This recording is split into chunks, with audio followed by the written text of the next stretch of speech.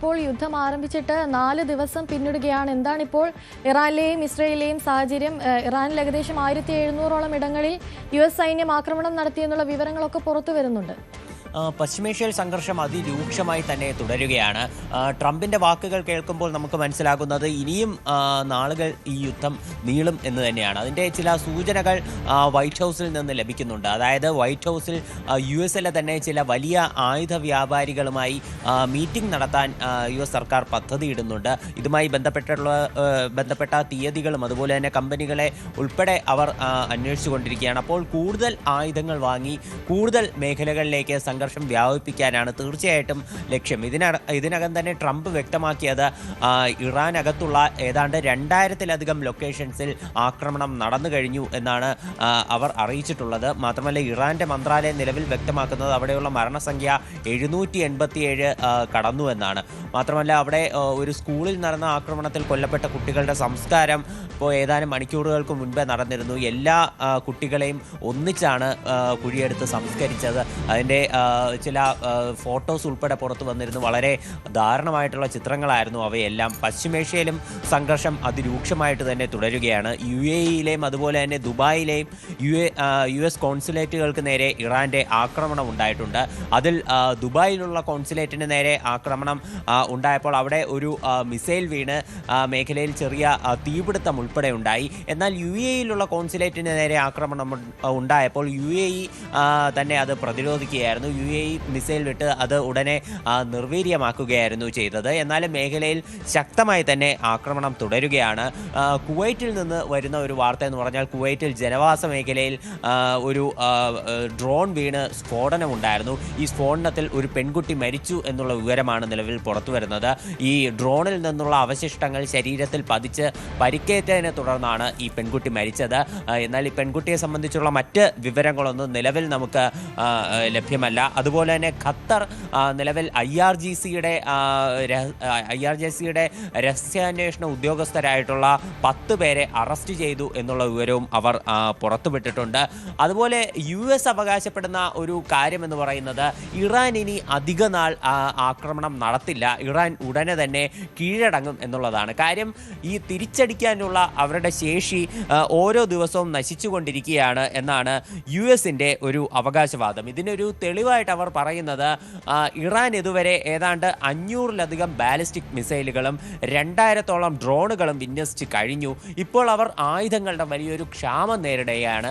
അതുകൊണ്ട് തന്നെ അധിക നാൾ പശ്ചിമേഷ്യയിലുള്ള സംഘർഷം നീണ്ടു നിൽക്കില്ല, ഉടൻ തന്നെ ഇറാൻ കീഴടങ്ങും എന്നുള്ള ചില സൂചനകൾ US-ന്റെ ആർമിയുടെ ഭാഗത്ത് നിന്ന് വരുന്നുണ്ട്. പക്ഷേ ട്രംപിന്റെ വാക്കുകൾ കേൾക്കുമ്പോൾ യുദ്ധം ഇനിയും നീളും എന്നതാണ് നമുക്ക് മനസ്സിലാക്കുന്നത്. അതുപോലെ തന്നെ ഈ ബെഞ്ചമിൻ നെതന്യാഹുവും വ്യക്തമാക്കുന്നത് യുദ്ധം അടുത്ത കാലത്തൊന്നും, അതായത് വർഷങ്ങൾ നീളില്ലെങ്കിലും ഈ അടുത്തൊന്നും അവസാനിക്കാനുള്ള സാധ്യതയില്ല, ഇതിനും കൂടുതലും ശക്തിയോടെ ഞങ്ങൾ വീണ്ടും ആക്രമണങ്ങൾ നടത്തുമെന്നാണ് ബെഞ്ചമിൻ നെതന്യാഹുവും വ്യക്തമാക്കുന്നത്. ആ ഒരു സാഹചര്യത്തിലാണ് ഇറാൻ ആയുധശേഷി കുറയുന്ന ഒരു അവസ്ഥ കൂടി ഉണ്ടാകുന്നത്. അതിന് ഇറാൻ ഏത് രീതിയിൽ ഇനി നേരിടാനായിരിക്കും സാധ്യത കൂടുതൽ? ഇറാനുള്ളിൽ ആയുധശേഷി കുറഞ്ഞാലും മറ്റ് രാജ്യങ്ങൾ അവരെ സപ്പോർട്ട് ചെയ്യാനായിട്ട് പുറത്തുണ്ട്. ഇറാനെ അനുകൂലിക്കുന്ന ചില സായുധ സംഘങ്ങളുണ്ട്. അതുപോലെ തന്നെ മറ്റ് രാജ്യങ്ങളിലുള്ള ചില സേനകളുണ്ട്. ഇപ്പോൾ ലെബനീസ് സർക്കാർ ഔദ്യോഗികമായി തന്നെ അവിടെയുള്ള ഹിസ്ബുള്ള ഗ്രൂപ്പിനെ തള്ളിപ്പറഞ്ഞു, ഹിസ്ബുള്ളയെ നിരോധിച്ചു. പക്ഷേ അവിടെയുള്ള ഹിസ്ബുള്ളയുടെ പ്രവർത്തനം വളരെ സജീവമായി തന്നെ തുടരുകയാണ്. കഴിഞ്ഞ ദിവസം ഇസ്രായേൽ തിരിച്ചടിച്ചിരുന്നു ഈ ലെബനകത്തുള്ള കൂടുതൽ പ്രദേശങ്ങൾ ഇസ്രായേൽ അവരുടെ വരുതിയിലാക്കി. അവിടെയുള്ള ഹിസ്ബുള്ളയുടെ പല കേന്ദ്രങ്ങളും നശിപ്പിച്ചു. എന്നാൽ ഇപ്പോൾ വരുന്ന പുതിയ വാർത്ത എന്ന് പറയുന്നത് സിറിയ ഈ ലെബനെ സഹായിക്കാൻ വേണ്ടി സിറിയയുടെ ഏതാണ്ട് 1000-ഓളം സേനാംഗങ്ങളെ അവിടേക്ക് ഇപ്പോൾ ലെബനിലേക്ക് അയച്ചു കഴിഞ്ഞു എന്നാണ്. അതുമാത്രമല്ല റോക്കറ്റ് ലോഞ്ചറുകളും മറ്റ് കൂടുതൽ ആയുധങ്ങളും സിറിയ ഇറാഖിലേക്ക് അയച്ചു എന്നുള്ള വിവരം നമുക്ക് ലഭ്യമാകുന്നുണ്ട്. അതുപോലെ ഇറാഖിലുള്ള കാര്യം നോക്കുകയാണെങ്കിൽ ഇറാഖിൽ ഇറാന് സപ്പോർട്ട് ചെയ്യുന്ന ഒരുപാട് സായുധ സേനാംഗങ്ങളുണ്ട്. അപ്പോൾ അവരുടെ ഈ പ്രത്യാക്രമണവും അത് രൂക്ഷം തന്നെയാണ്. പ്രധാനമായിട്ടും ഈ അവിടെയുള്ള കത്തൈബ് ഹിസ്ബുള്ള ഗ്രൂപ്പ് അവരുടെ ഒരു ഭീഷണി അത് ശക്തം തന്നെയാണ്. അതുപോലെ തന്നെ പോപ്പുലർ മൊബിലൈസേഷൻ ഫോഴ്സ് എന്ന് പറയുന്ന ഒരു ഇറാൻ അനുകൂല സായുധ സേനാ സംഘം, ഇവരുടെ ഭീഷണിയും സജീവം തന്നെയാണ്. കഴിഞ്ഞ ദിവസം ഇസ്രായേൽ ഇവരുടെ 2 കേന്ദ്രങ്ങളിൽ വ്യോമാക്രമണം ആക്രമണം നടത്തി. പടിഞ്ഞാറൻ ഇറാഖിലായിരുന്നു ഇത്തരത്തിൽ ഒരു വ്യോമാക്രമണം ഉണ്ടായത്. അപ്പോൾ ഇത്തരത്തിലൊരു സായുധ സേനാ വിഭാഗങ്ങളെ കൂടി നിർജീവമാക്കാൻ വേണ്ടി ഇസ്രായേൽ ശ്രമിച്ചുകൊണ്ടിരിക്കുകയാണ്. ഇത്തരത്തിൽ പല ഭാഗങ്ങളിൽ നിന്ന് ഇറാന് തീർച്ചയായിട്ടും ഒരു പിന്തുണയുണ്ട്. അപ്പോൾ അതുകൂടി ഇറാൻ്റെ വലിയൊരു ഗുണം തന്നെയാണ്. മാത്രമല്ല, നമുക്ക് ചർച്ച ചെയ്യേണ്ട പ്രധാനപ്പെട്ട ഒരു കാര്യം ഹോർമുസ് കടലിടുക്കിനെ പറ്റിയിട്ടാണ്. ഇന്ത്യ ഉൾപ്പെടെ വളരെയധികം പ്രതിരോധത്തിലാക്കാൻ ശേഷിയുള്ള ഒന്നാണ് ഈ ഹോർമുസ് കടലിടുക്കിൻ്റെ ഉപരോധം എന്ന് പറയുന്നത്. ഇപ്പോൾ നിലവിൽ ഇറാൻ വ്യക്തമാക്കുന്നത് ഹോർമുസ് കടലിടുക്ക് വഴിയുള്ള ഒരു കപ്പൽ നീക്കവും തങ്ങൾ അനുവദിക്കില്ല എന്നാണ്. അതിനുവേണ്ടി അവർ മേഖലയിൽ ആക്രമണം കടുപ്പിക്കാനും ലക്ഷ്യമിടുന്നുണ്ട്. ഇപ്പോൾ ട്രംപ് നിലവിൽ വ്യക്തമാക്കിയിട്ടുള്ളത് ഹോർമുസ് കടലിടുക്ക് വഴിയുള്ള ഗതാഗതം ഒരിക്കലും നിർത്തിവെക്കാൻ US അനുവദിക്കില്ല. ഇതുവഴിയുള്ള ഗതാഗതം അത് സുഗമമായി തന്നെ തുടരും എന്നാണ് US അറിയിച്ചിട്ടുള്ളത്. ഇതിനുവേണ്ടി US നേവിയെ പ്രദേശത്ത് വിന്യസിക്കും എന്നും അവർ അറിയിച്ചിട്ടുണ്ട്. മാത്രമല്ല, പല രാജ്യങ്ങളും ഇപ്പോൾ സ്വയം പ്രതിരോധിക്കാനുള്ള പല മാർഗങ്ങളും സ്വീകരിച്ചു കൊണ്ടിരിക്കുകയാണ്. സൈപ്രസ് ദ്വീപിലുള്ള ഉണ്ടായിട്ടുള്ള ഈ ഇറാൻ്റെ ആക്രമണം അത് നമ്മൾ കണ്ടതാണ്. അവിടെയുള്ള UK ഒരു സൈനിക ബേസിന് നേരെയാണ് ആക്രമണം നടന്നത്. ഇപ്പോൾ ആ സൈപ്രസ് ദ്വീപിൻ്റെ സുരക്ഷയ്ക്കായിട്ട് ഇപ്പോൾ UK കൂടുതൽ യുദ്ധവിമാനങ്ങളും അതുപോലെ തന്നെ മിസൈലുകളും എല്ലാം അവിടെ വിന്യസിച്ചതായിട്ടാണ് റിപ്പോർട്ടുകൾ. ഈ ദ്വീപിലേക്ക് കൂടുതൽ പ്രതിരോധ സംവിധാനങ്ങൾ UK ഇതിനോടകം തന്നെ അയച്ചു കഴിഞ്ഞു.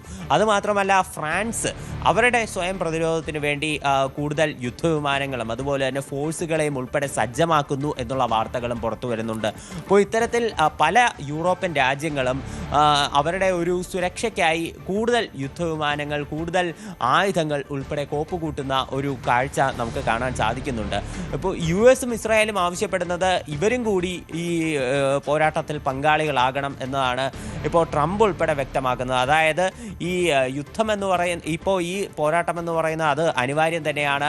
ഇറാൻ എന്ന് പറയുന്നത് ലോകരാജ്യങ്ങൾക്ക് മുഴുവൻ ഒരു ഭീഷണിയാണ് എന്നതാണ് ട്രംപിൻ്റെ ഒരു അവകാശവാദം എന്ന് പറയുന്നത്. ഇതിനിടെ കാനഡ ഒരു പ്രസ്താവന പുറത്തിറക്കിയിട്ടുണ്ട്. കാനഡ പറയുന്നത് ഈ മേഖലയിൽ ഉണ്ടായിട്ടുള്ള ആക്രമണം അത് എത്രയും വേഗം അവസാനിപ്പിക്കണം. ഇസ്രായേലും US അന്താരാഷ്ട്ര നിയമങ്ങൾക്ക് വിരുദ്ധമായിട്ടാണ് പ്രവർത്തിക്കുന്നത് എന്നും കാനഡ അവകാശപ്പെട്ടിട്ടുണ്ട്. ഇത്തരത്തിൽ കാനഡ നിലവിലുള്ള ആക്രമണങ്ങളിൽ കടുത്ത വിയോജിപ്പ് തന്നെ രേഖപ്പെടുത്തിക്കൊണ്ട് രംഗത്ത് വന്നിട്ടുണ്ട്. അതുപോലെ ഇറാനിൽ കൊല്ലപ്പെട്ടിട്ടുള്ള അവരുടെ പരമോന്നത നേതാവായിട്ടുള്ള ആയത്തുള്ള അലി ഖമനേയി അദ്ദേഹത്തിൻ്റെ സംസ്കാര ചടങ്ങുകൾ എന്നാകും എന്നതിനെ സംബന്ധിച്ച് നിലവിൽ വലിയ വ്യക്തതകളൊന്നും ലഭിച്ചിട്ടില്ല. ഔദ്യോഗികമായിട്ട് ഇറാൻ്റെ ഭാഗത്തുനിന്ന് ഒരു സ്ഥിരീകരണം ഉണ്ടായിട്ടില്ല. എന്നാലും IRGC വ്യക്തമാക്കുന്നത് ഖമനയുടെ സ്വന്തം നാടായിട്ടുള്ള മഷാദിൽ വെച്ച് അദ്ദേഹത്തിൻ്റെ സംസ്കാരം നടക്കും എന്നുള്ളതാണ്. എന്നാൽ ഇതിൻ്റെ തീയതി ഉൾപ്പെടെ നിലവിൽ അറിയിക്കേണ്ടതുണ്ട്. ഇതിനിടെ ടെഹ്റാനിൽ കൂടുതൽ സ്ഫോടന ശബ്ദങ്ങൾ കേട്ടതായിട്ട് റിപ്പോർട്ടുകളുണ്ട്. കൂടുതൽ സ്ഫോടനങ്ങളടക്കം മേഖലയിൽ നടക്കുന്നുണ്ട്. അപ്പോൾ ഇത്തരത്തിൽ അതുമാത്രമല്ല, ചില വീഡിയോ ദൃശ്യങ്ങളടക്കം പുറത്തു വന്നിരുന്നു. ഇതിൽ ടെഹ്റാനിൽ വലിയ പുകപടലങ്ങൾ എല്ലാം ഉയരുന്ന ചില ദൃശ്യങ്ങളെല്ലാം ഇപ്പോൾ നിലവിൽ പുറത്തു വന്നിരുന്നു. ഇതെല്ലാം ഒരു യുദ്ധം കൂടുതൽ സംഘർഷാത്മകമായി തന്നെ മുന്നോട്ട് പോകുന്നു എന്നതിൻ്റെ സൂചനകളാണ് നൽകുന്നത്. അനുസരിച്ച് അജയ്, അതുപോലെ തന്നെ ഈ ഊർജ്ജ പ്രതിസന്ധിയാണ് എടുത്തു പറയേണ്ട മറ്റൊരു കാര്യമെന്ന് പറയുന്നത്. ഈ ഹോർമുസ് കടലിടുക്ക് അടച്ചതിനെ തുടർന്നുണ്ടാകുന്ന ഊർജ്ജ പ്രതിസന്ധി പല രാജ്യങ്ങളും നേരിടേണ്ടി വരുന്നുണ്ട്. ഇന്ത്യയുടെ കാര്യത്തിലേക്ക് വരികയാണെങ്കിൽ തന്നെ ഇനിയൊരു 45-50 ദിവസത്തേക്കുള്ള ക്രൂഡ് ഓയിൽ കൈവശമുണ്ടെന്നാണ് ഇന്ത്യ വ്യക്തമാക്കിയിരിക്കുന്നത്. അതിനുശേഷം ഈ യുദ്ധം തുടരുന്ന ഒരു സാഹചര്യം ഉണ്ടായാൽ അതിനൊരു പോംവഴി അതെന്തായിരിക്കും? ഇന്ത്യ നിലവിൽ ഇതുവരെ ഈ യുദ്ധത്തിലൊരു ന്യൂട്രലായിട്ടുള്ള സ്റ്റാൻഡാണ് എടുത്തിട്ടുള്ളത്. പക്ഷേ ഒരു കടുത്ത വിമർശനങ്ങളും പ്രതിപക്ഷത്തിൻ്റെ ഭാഗത്തു നിന്ന് ഈ യുദ്ധത്തിൽ ഇന്ത്യ സ്വീകരിച്ചിട്ടുള്ള നിലപാടിനെ സംബന്ധിച്ച് ഇപ്പോൾ പുറത്തു വരുന്നുണ്ട്. അതായത് പ്രതിപക്ഷ പാർട്ടികൾ പറയുന്നത് ഇപ്പോൾ ഇന്ത്യ UAE-യിൽ നടന്നിട്ടുള്ള ആക്രമണത്തെ അപലപിച്ചുകൊണ്ട്, UAE-യിൽ ഇറാൻ നടത്തിയിട്ടുള്ള ആക്രമണത്തെ അപലപിച്ചുകൊണ്ട് പ്രസ്താവന ഇറക്കി. അതേസമയം മറ്റ് കാര്യങ്ങളിൽ ഇപ്പോൾ US അതുപോലെ തന്നെ ഇസ്രായേലും മേഖലയിൽ നടത്തിയിട്ടുള്ള ആക്രമണത്തെ അപലപിച്ചിട്ടില്ല. ഇറാനിൽ നടത്തിയിട്ടുള്ള ആക്രമണത്തെയോ ഖമനയുടെ വധത്തെയോ ഒന്നും അപലപിച്ച് പ്രസ്താവന ഇറക്കാൻ തയ്യാറായിട്ടില്ല എന്നതാണ് കോൺഗ്രസിൻ്റെ ഒരു വാദം എന്ന് പറയുന്നത്. ഇപ്പോൾ നമ്മൾ വസ്തുതകൾ പരിഗണിക്കുകയാണെങ്കിൽ തീർച്ചയായിട്ടും ഇറാൻ അതുപോലെ US, ഇസ്രായേൽ ഈ 3 രാജ്യങ്ങളും ഇന്ത്യയുമായി സൗഹൃദം പുലർത്തുന്ന രാജ്യങ്ങളാണ്. ഇപ്പോൾ പാകിസ്ഥാനിൽ ഇന്ത്യ ഓപ്പറേഷൻ സിന്ദൂർ നടത്തിയപ്പോൾ തന്നെ ഈ ഇറാൻ ഒരിക്കലും ഒരു ഇന്ത്യ വിരുദ്ധ നിലപാട് സ്വീകരിച്ചിരുന്നില്ല. പക്ഷേ പല രാജ്യങ്ങളും മേഖലയിലുള്ള പല മുസ്ലിം ഭരണകൂടം അധികാരം കൈയടക്കുന്ന പല രാജ്യങ്ങളും തുർക്കിയൊക്കെ അതിന് ഉദാഹരണമാണ്. ഇവരെല്ലാവരും ഒരു പാകിസ്ഥാൻ അനുകൂല നിലപാടാണ് സ്വീകരിച്ചതെന്ന് നമുക്ക് കാണാൻ സാധിക്കും. ഇന്ത്യയെ തള്ളി പറഞ്ഞുകൊണ്ട് പാകിസ്ഥാൻ അനുകൂല നിലപാട് സ്വീകരിക്കുകയും പാകിസ്ഥാൻ ആയുധങ്ങൾ നൽകുകയുമാണ് ചെയ്തത്. എന്നാൽ ഇറാൻ ഒരിക്കലും അത്തരത്തിൽ ഒരു ഇന്ത്യ വിരുദ്ധ സമീപനം ഓപ്പറേഷൻ സിന്ധുവിൻ്റെ സമയത്ത് സ്വീകരിച്ചിട്ടില്ല. മാത്രമല്ല ISIS തുടങ്ങിയിട്ടുള്ള ഭീകരവാദ സംഘടനകൾക്കെതിരെ കടുത്ത നിലപാട് തന്നെയാണ് ഇറാൻ സ്വീകരിച്ചിട്ടുള്ളത്.